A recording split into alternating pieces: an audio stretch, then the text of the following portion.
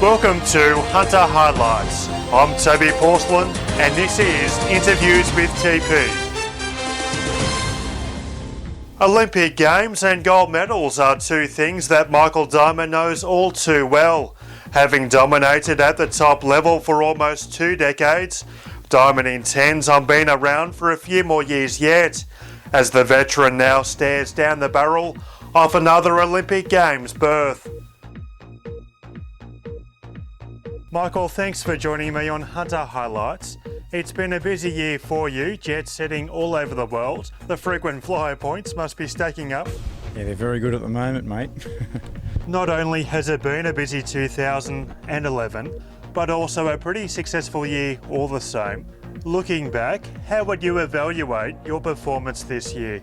Yeah, very happy with my performance, mate. I've won a silver and a gold this year. The gold only partaking recently in Abu Dhabi, which is a World Cup final shoot.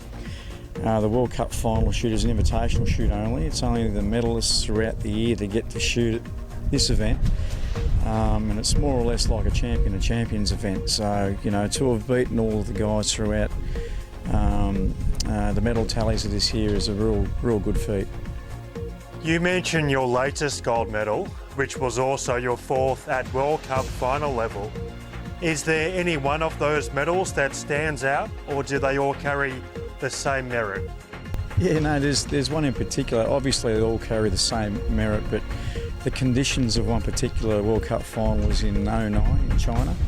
I actually won it in the snow. So it had been the first time ever I'd shot and won a World Cup gold medal in the snow. The conditions were very adverse, and obviously, you know, coming from Australia, which was our summertime at the time, you know, to 7 degrees with a wind chill factor of knife cutting, it was unbelievable. Yeah, it was a great win. You defied the elements. I did, basically, mate. Yeah, I was very proud of myself at the time. You secured a quota berth for Australia at next year's Olympics after winning a silver medal at a World Cup leg in Slovenia back in July. Just talk us through the process involved in securing a spot. Well, basically, there's these quota spots to have had over, usually they're 2 years out of the Olympic year.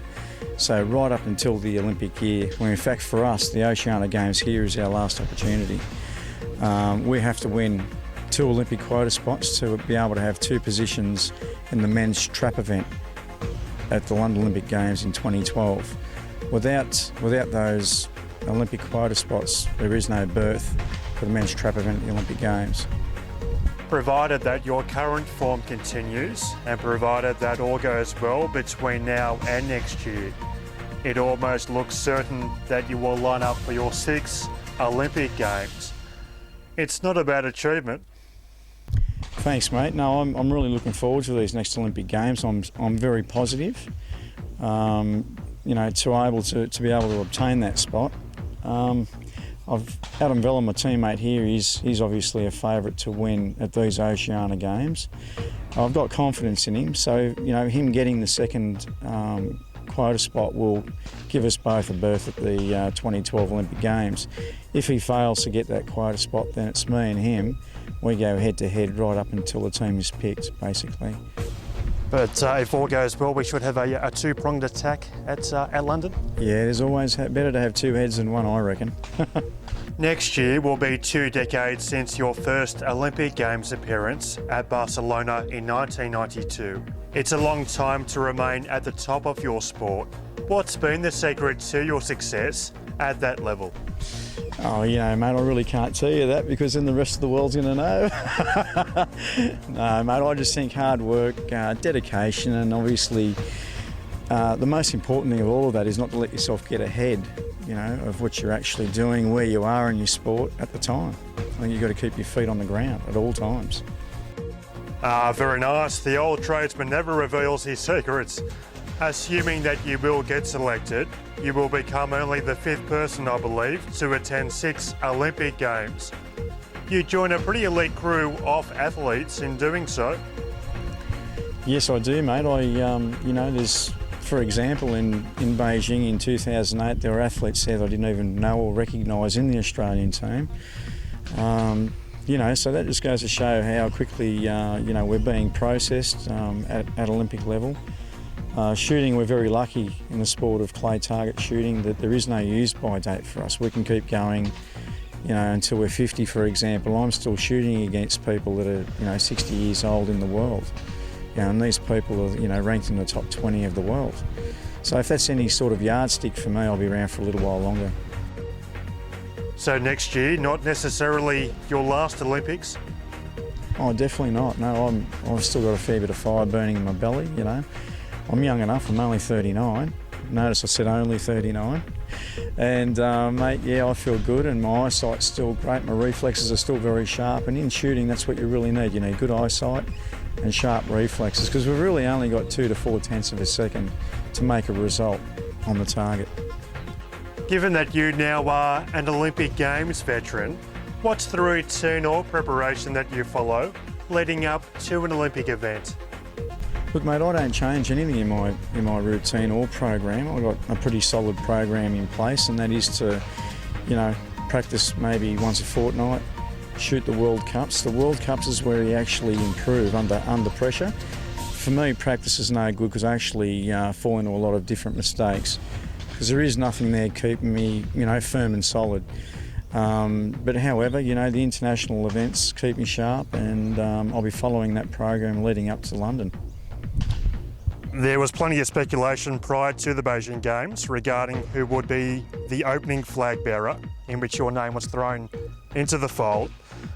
4 years on, you would have to be a fairly good chance this time around. Is that in the back of your mind? Oh, it's always in the back of my mind. I'd love to carry the flag for Australia. To have an Australian contingent being led by myself, I think would be any athlete's, highlight and pinnacle of their career. I know James Tompkins, I had a quick talk to him about that, and he was obviously over the moon about being able to carry the Aussie flag into the cauldron. So I would most certainly love to do that.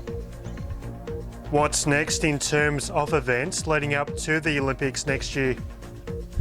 Well, we've got 3 more world titles internationally next year prior to London. I'll be competing at all of those. We've also got training camps that have already been put in place, prior to those world titles. So they'll be very important to attend as well. So I'm booked in for all of those 6 events. The pool room at home must be overflowing with medals. What's the one medal that stands out to you? Oh, look, I think obviously my 2 Olympic gold medals are a standout for me. To attend an Olympic game was a highlight of my life back in 1992. But pinch myself every day from there on after, having 2 under my belt. Obviously, I think, Atlanta has a significant role, being Australia's first Olympic gold medal, being won at the Games, and Sydney has its own significance in its own right because of it being, winning it here on this range. In fact, and I can vividly remember that range number 3 of the grandstand was about 2 or 3 stories high, packed full of people. I think there was around about 3,000 people in it at the time, looking at me. They're Aussie in the final and after being victorious. The elation that was, drifting through the crowd, the emotions that I was feeling at the time were really second to none. So almost 11 years on, returning to this place, it still does send shivers up the spine? Oh yeah, I reminisce every time I'm here. Especially when you look at the top of the trap houses, and they've got the Sydney Olympic emblem on top there. It brings back a lot of memories. If successful next year, you will also become a triple gold medalist, which has only been achieved by 3 other people, one of which is Dawn Fraser. It's another illustrious group of people that you stand to join. It certainly is, isn't it? Yeah, it's pretty scary when you look at it that way. I'll be going there to win, no doubt about that, and do my absolute best at a minimum. But to win a 3rd Olympic gold medal and be up there with those guys would, it'd be an absolute honour to share that podium with them. Away from shooting, you're a pretty keen fisherman. Is this an avenue you use to unwind and escape the pressures of competing? Absolutely, yeah. I love my game fishing. We do a lot of tag and release fishing. I think being out on the high seas, away from, the rest of the world, literally leaving, the world behind, at 30 nautical miles eastward off the coast I should say, is a land of its own, and I love being there. So it's fair to say that everything is pretty much on track for London next year? Yeah, fair to say, mate. I'm feeling good, I'm confident, and in this game that's what you have to be. Well, Michael, all the best for the Olympics. Hopefully we'll see you on the podium, and thanks for your time this morning. Yeah, thanks, Luke.